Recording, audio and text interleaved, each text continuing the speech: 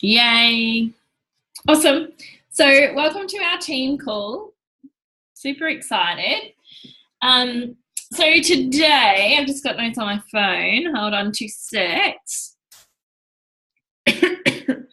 Yeah, we were going to talk about how to feel more productive and how to achieve more in your day, week, or month. So who here has ever got at the start of the month and just thought, all right, by the end of the month, I want to do this, or by the end of the week, here's my list of things that I want to achieve and things that I want to get done. Who's ever had a list like that and then got to the end of the week or the month and just gone, how did I not tick any of those off my list? Or why didn't I get so much done? Has anyone else found that to be the case? Hello, hello, hello. Anyone? Show of hands, nods, or is it just me? It looks like it's just me in Beck's shower. So this is a real challenge. And it's a challenge for, Nikki Burt says yes, it's a challenge for lots of people. And for most of us, this is the first time that we've ever worked for ourselves. Most of us are used to turning up to work for a certain number of hours. And then, you know, we may even be told what to do during that time. You know, here's what you need to get done. And then you can go home at such and such a time. Yeah. But this is totally different. So when we are our own bosses, wow, isn't it amazing? We get to choose what we work on and when. Isn't that awesome? But oh my God, isn't it so hard because we actually get to choose what to work on and when? And sometimes that can mean we don't get done what we'd like to get done because there's a friend calling that says, want to catch up for coffee?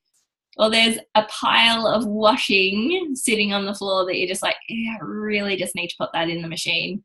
Or there's constantly things that distract us and pull us away from our business. And this is, I guess this is speaking to everybody. So a lot of the time when I talk about how to structure your day or your week or your month so that you're getting more productivity, a lot of people turn off or sometimes turn off and just go, oh, that's for the people that want to build a business, or that's for the people that really want to, you know, do it full time.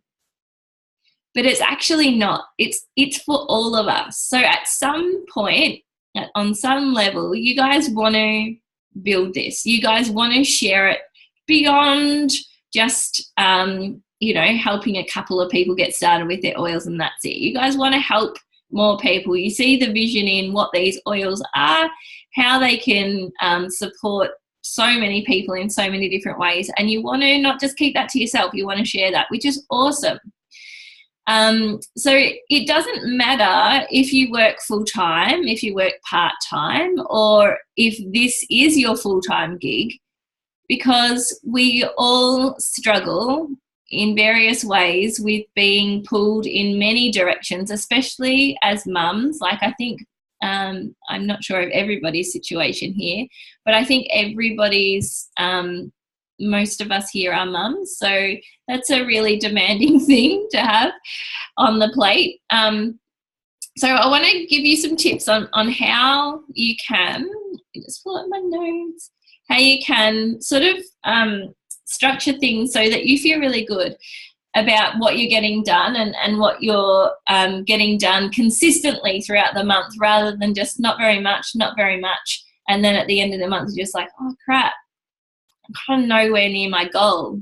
And then you think, oh, I won't worry about it this month. I'll just do it next month. I'll make this month's goal next month's goal in order to start afresh next month. Has anyone ever thought that? Let's be honest. Yes. Yeah. So what we want to do is chunk it down. If you've got a goal, and this is probably for a goal, this is more for an established builder or someone who jumps in and just goes, I am, you know, jumping all in and I want to just get crack-a-lacking with this. So if you've got a goal, it might be, your first goal might be to hit the rank of elite when you're starting your business, or you might have been doing this for a few months and you want to maintain a particular rank, whether that's elite or silver, premier, whatever it is. So what do you need to do that? Chunk it right down so that you know that it's not just this. Let's use the example for getting to elite, okay? Because really, that is what a whole business is based on. Whether you are going elite for yourself, whether you're silver and working with 3 elites to maintain, to have that rank of silver, or whether you're going for presidential diamond and you're working with 54 elites to get to presidential diamond. It's all on the elites. Like, they are the cornerstones of the whole business. Yeah, it's all built from that. So let's talk about elite. So to get to elite, it's 3,000 in volume in 1 month. Yeah. So it's all really well to sit at the start of the month and just go, awesome, cool. Yeah, I can do that. 3,000 a month. So break that down. Average amount of volume per class, on average about 500. So that means if I do 6 classes this month, I'll do that. Done. And on paper, that's awesome. But what we need to do is actually plan. So how are we going to get those 6 classes? Where are those 6 classes going to, like in my diary, looking at my schedule, where can I schedule in to teach those classes? What online classes am I going to do? Where am I going to do them? Because they don't just fall into your lap. Well, some of them do, but very, very rarely. Okay, so you need to be proactive about it. So what I like to do is, rather than, who's written a to-do list before? Yep, to-do list, yep. How does the to-do list feel for you guys? Does anyone want to unmute and share how their experience? Yeah, Beck, shall I go for it? Hey guys, I'll share because I am the world's biggest to-do list writer. I'm also probably the world's biggest non-completer of all my to-do lists that I write. They're really important to me now that I've just started doing doTERRA full-time, along with study and everything else.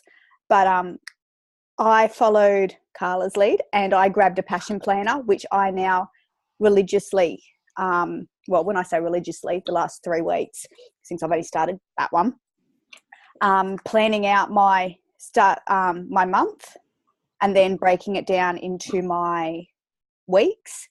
My biggest thing now, going from 20 years of corporate work, like Carla was saying before, is now transferring it all into my own to-do list and realizing that everything I have on those lists are solely for my, what's the word I'm after, my gain, not someone else's gain. So I'm being a bit more honest with what I want to do on and have on that list, and whether it's really going to serve with what I'm doing. If you guys have seen, I'm also doing Jessie Reimer's 90-day rank advancement challenge, and in that every day we write up our 3 top to do things, and I've learned that it doesn't always have to be about doTERRA.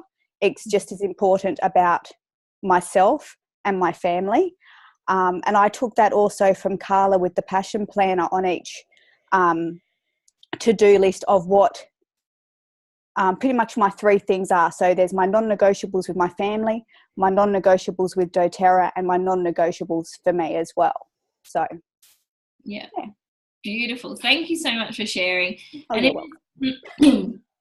I think it's equally as important, no matter where you are, whether you're doing your doTERRA business full-time or whether you're doing this around other work or other commitments, it's just as important to schedule in, you know, what you're doing when. So I used to be a fan of the to-do list, and I am still to a certain extent, but the to-do list for me is just a stepping stone to how I actually schedule my time. So my to-do list is more of a brain dump. So I just go, okay, at the start of a week, like normally on a Sunday afternoon or a Sunday evening, I just go, what's most important for me to focus on this week? So this week it's connecting with my online class participants. It's also following up a few people. I want to book a public class, and there's a couple of people that I'm following up for dates for their own classes. So they're my focus. And then from there, if we're honest, all day and all night, my brain will spit out other things that I want to get done. So I need to order this, or I need to get this such and such ready, or it's just my brain goes nonstop with things. And if I had a to-do list, it would be as long as my arm and beyond, and I would never ever get to the bottom of it. And after doing that for years, it made me feel really crappy, because I never had a sense of accomplishment. I never had a sense of, done, I am done, and now I can rest for the weekend, which is what I used to have in my other job. So it started to really weigh me down. I started to get really tired because it was always up here, and I was constantly writing things down and I must remember this and I must remember that. So what I since do, and since have adopted, which has changed everything, is I use my to-do list as a brain dump. So I just do that at the start of the week, Sunday evening, Sunday night, and I'm like, okay, here's the things that are a top priority for me this week.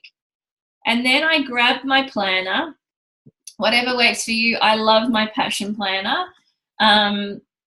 I reckon I should get commission off this, because I've referred so many people to this book.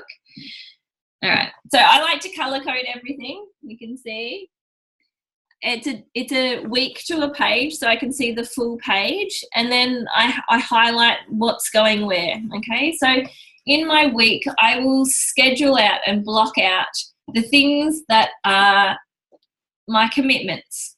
So this might be your other job. If you've got another job, it could be things like taking the kids to their swimming lessons, basketball training. So the first thing you do is you block out those times, or block in those times, whatever way you want to look at it, so that you can see these are my non-negotiables. They don't move. They're the same every single week. And then next I look at when I would like to work my business. So for me, I look at my diary, and I like to teach 2 classes a week. Okay, so you'll see those. I actually put 3 classes in this week, but only one date is filled. The others are empty. But I still work those days, those nights that I would normally have a class, that I wanted to have a class, and I'm going to show you, talk a little bit more about that in a moment. But I look at the times that I want to work in my business, okay? And then I prioritize what I'd like to get done when. So I look at my to-do list or my brain dump, and I just go, okay, so these are my top priorities. So where am I going to schedule them in the week? And I always have white space in there. That's just flexibility plus flexible, so I can choose then, I didn't get onto that person, but she said call her back Tuesday. I've got some white space. I'll call her in there, and I can reschedule and move things around a bit, so it's not all just like army-like and too restrictive. That just works for me. So scheduling my time, and then anything extra that I didn't schedule is a bonus, okay? But what I love about this, and the difference in a to-do list and doing it this way, is a to-do list is never ending. You never get to the bottom of it. You never get to have that sense of accomplishment and think, yes, I worked my butt off, or I ticked all the things off that I needed to do. You will never get that feeling with the to-do list. With this, however, you are looking at the time that you've got available and committing to showing up in your business for those times. That's the second part of it. That bit's up to you.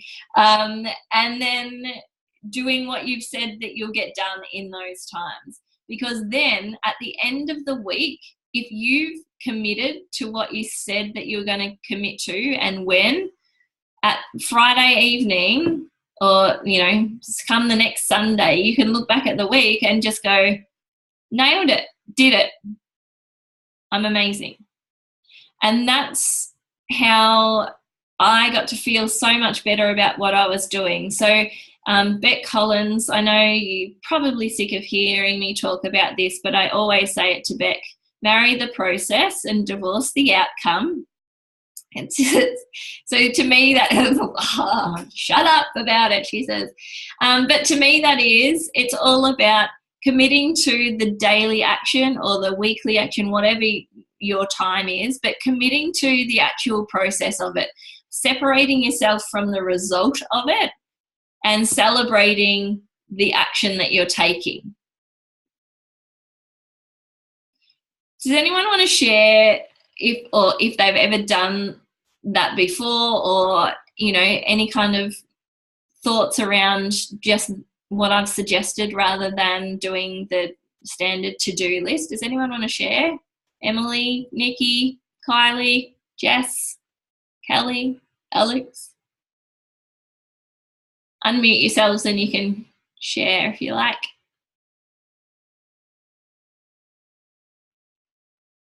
Jess is eating. Kylie, do you want to say anything?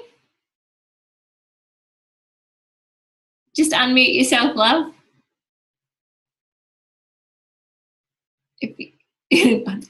Okay, I've done it. Oh, yeah. Got there.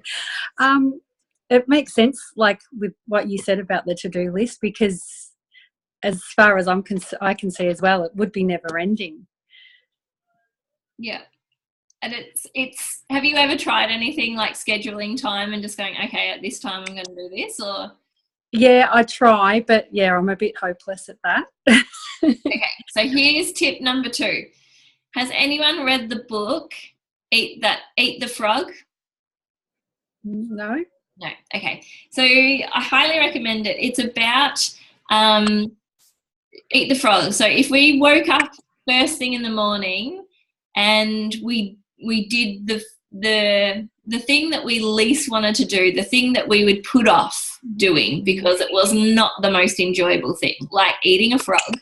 If we ate the frog first up, got it out of the way, how much more would we achieve because we've done the first big thing? Because psychologically, if you eat the frog first and then you're just like, well, that's done. That wasn't as hard as I thought. I guess I could do something else now. If you've done the hardest thing first, it's easier to keep doing the things rather than putting it off, and it lurks here in the background and it's tiring that way. So eat the frog. So do your thing that you dread the most straight up and tick it off the list straight up.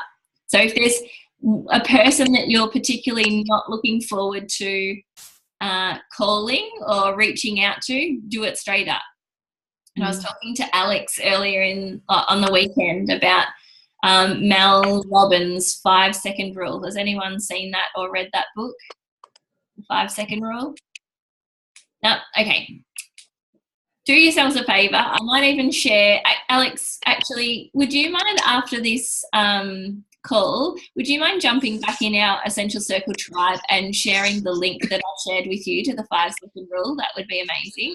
Yeah, of course. No worries at all. Thank you. It's just a podcast. It's really, really great. So what she talks about is when you decide to do something, before you start to overthink it and talk yourself out of it, you think, okay, I've got to call that person. And then you go 5, 4, 3, 2, 1, and then you just do it.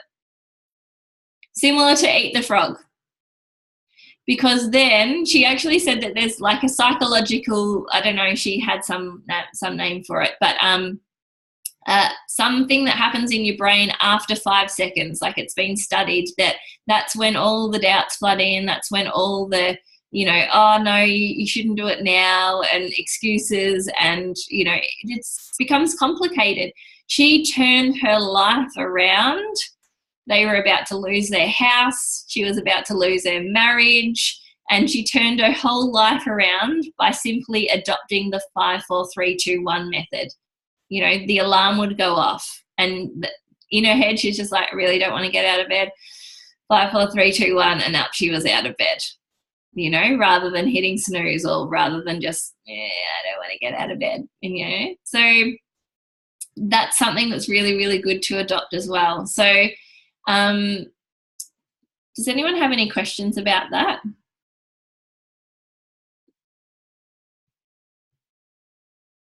Nope. Awesome. So Jess has just said, I think my problem is I'm pretty chilled and casual, but I'm hoping I get more inspired when my passion ends up, which it is. So you can get really, the thing that will help you to do the things that are hard is getting really clear on why you're doing this. And this leads me beautifully into my next point, which is about serving from the heart. Often when we start to overthink it, this is when we move from a place of here into wanting to be of service to people, wanting to help people, wanting to share something with someone, to up here when it starts to be about us.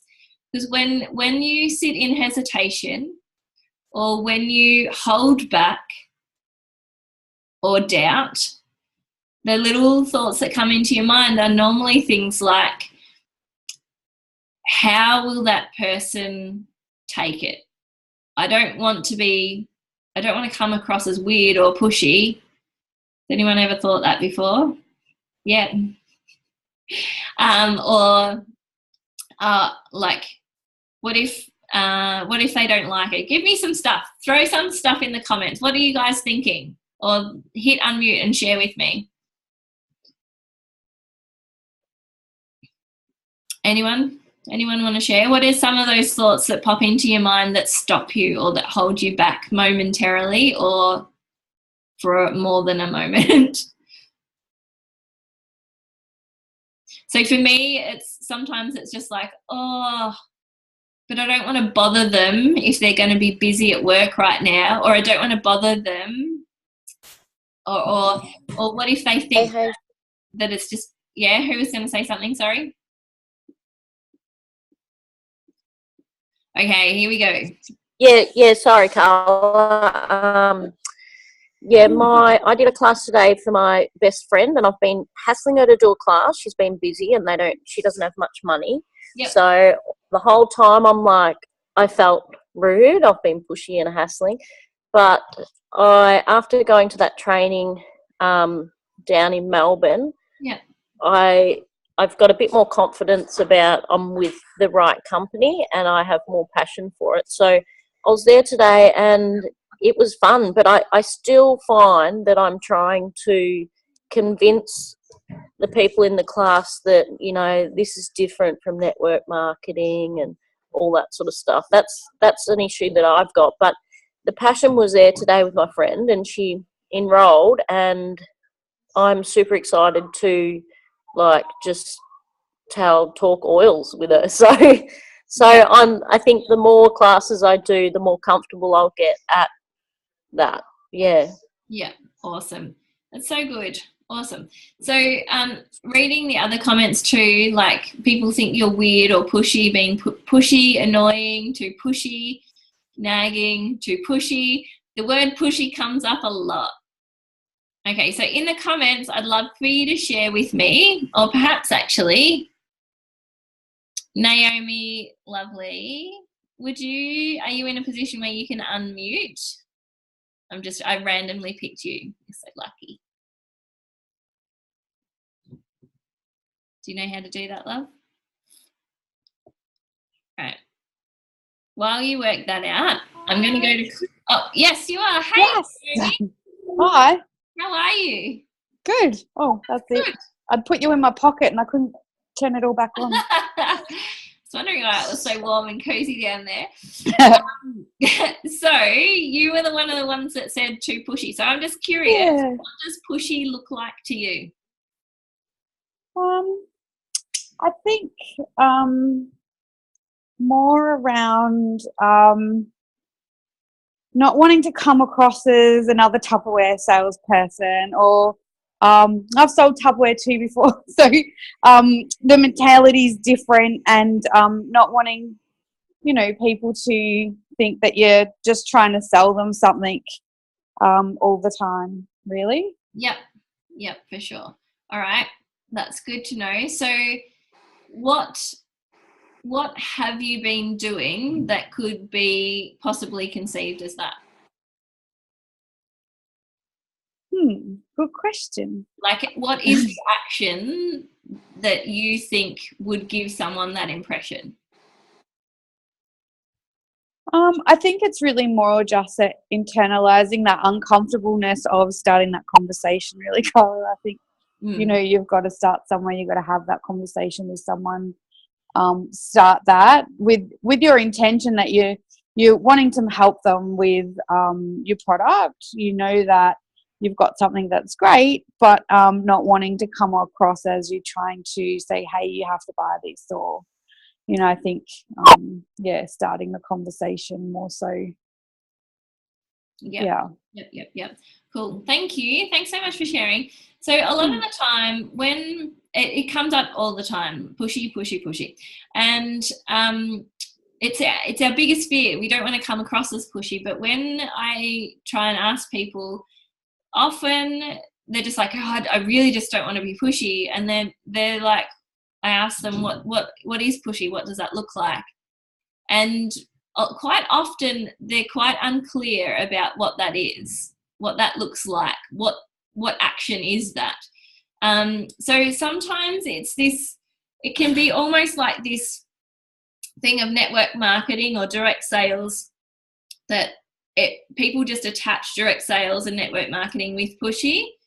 But you said it beautifully, Naomi, when you said, that you've got something to offer them, that you can help them with something. So it's getting that part out to shine in the light, rather than, hey, Jess, I've got some oil, you should buy them. Do you know what I mean? Like, no, Jess is going to buy them. See, it was that easy. No, but it's not like that, So, so this is where we can be different.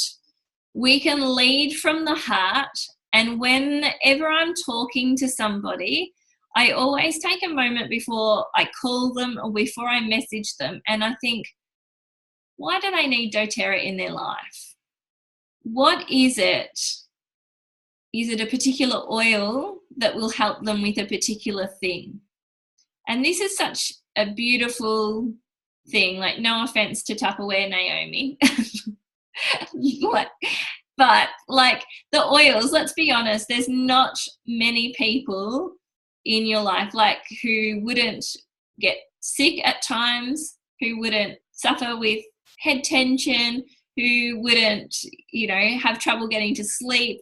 There's so many things that these oils do. It's not a cereal container. Like, yes, we all have cereal and we need to put it somewhere, but I hope you're not just taking offense at this, Naomi, but I just think the oils are amazing. It's something that absolutely everybody can benefit from.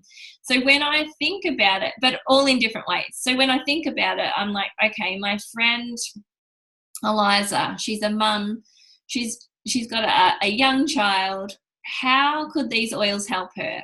Well, I know she complains about being tired, running after her toddler all the time, and so maybe some lemon and peppermint to help pick her up in those moments of the day. Maybe her son needs some oils to help wind him down at night and help with sleeping, and they often get quite sick, so they might need some immune oils. So having that at the forefront of my mind and right on my heart when I send her that message or reach out to her in person or over the phone, this is what it brings it back to the heart. Leading with the heart and being of service to people. You have something amazing that needs to be shared with the world. and at the very least, your friends and family. So if we can remain heart-centered when we're talking to people, then that's what's going to push that I don't want to be pushy feeling back. So it's not at the forefront of our mind. So it gets squashed down, and it's just like, actually, no, there's nothing about this that is pushy. Because if this was something, you know, just amazing, which it is, that it's going to help my friend, you would share it with people. And I know Hilda's on the call today, and she's been doing an amazing job getting out there and just sharing it with people. I've been watching along. Don't think you haven't. Don't put your hand over your face. I just think it's amazing. So amazing. So if we can, you know, flip it around, because once we start thinking about how will they think of me, guess what? It's no longer about them anymore. You've just made it about you. And that's what's the uncomfortable thing. We've moved out of alignment with being heart-centered and being of service to people, because we've shifted the focus from being of service to people and helping them with something to shifting the focus back to us and making it about us. What are they going to think of me? What if they think that? I don't want to look like this. That's about us. That's no longer about them. And that's why it feels yucky. Does that make sense? Yeah, Carla, Yeah. Can I just say something? So I've only been using the oils for about 2 months, hardcore, whereas before I just used it occasionally. So today was my 3rd class, and I felt way more comfortable and more passionate about it because I've immersed myself more so in the oils at home. Yeah. One, I'm sort of uneducated on the benefits they have. I know the benefits they have, but I need to experience it to really get that point across to other people. So I think that's where I lack in this area. You've been using the oils for 4 years, so you've well and truly experienced them. Yeah. So coming into it fresh, I am seeing results, but yet I'm still skeptical because I'm new. So but today was my best class I've done because, well, it was my best mate. I felt comfortable, but also I was honest. It did come from the heart, so it was a lot easier and I didn't feel pushy. So I think I just need to rub myself in oils all the time and get used to them. I think that's what it would be for me. It's so true. And it's so easier to speak from the heart and share those stories, because that's the beautiful thing where it feels really natural and in flow when you share stories of, oh yeah, we used this the other day when my daughter had a cough. I just put it on. We put this on in the diffuser, you know, like you said, Jess. So if you are new to the oils, make sure you are using your oils every single day. Put some lemon in your water. Put the diffuser on in the morning. Put the diffuser on at night. You know, do an aromatic dressing, put some oils on your body and just experience them. And one of the best things that you can do is to wear your oils wherever you go, because who's been at work, bumped into a friend, or even gone up to a counter at a random shop and the random person behind the counter has said, oh my God, you smell amazing. Who's had that happen? Wear your oils. It strikes this conversation. People want, I know Heather, who couldn't be on the call tonight because she's at the Empowered Success training in Gippsland. She had a lady in Kmart who worked at Kmart said, oh my goodness, I feel so much more calmer and relaxed being around you. You smell incredible. And she's just like, please don't leave the store. I just want to follow you around all day. So it's amazing when people have that experience just from being in your aromatic presence. Awesome. So I'd love for you girls, we're going to wrap up the call, but tonight have a think about 5, 4, 3, 2, 1. Who are 2 people that you could reach out to tonight and send a message to about what you're doing and what you have to offer them and how this is just going to enrich their life? Who would love to put up the hand and commit to, yeah, I'm going to text 2 people straight after we jump off this call? Hilda's in. Yay! Jess is in. Beck's in. Kylie's in. It was tentative. All right, Kylie, I will be following you up because I'm like, so anyone else, please, let's just do this. And I'd love for you to jump back in the Essential Circle tribe in the page there. Let us know how you went. Just pop in and say, right, I reached out to my 2 people. Remember, this is marry the process, divorce the outcome. It doesn't matter if they reply straight back. It doesn't matter if they reply yes or no, I'd love to catch up with you and hear more about this. What matters is your action that you take and the action from the heart that you're taking. Yes? Yes. Very nice. Awesome. So I'm going to stop the recording now because that's our training topic for today. Thanks for joining.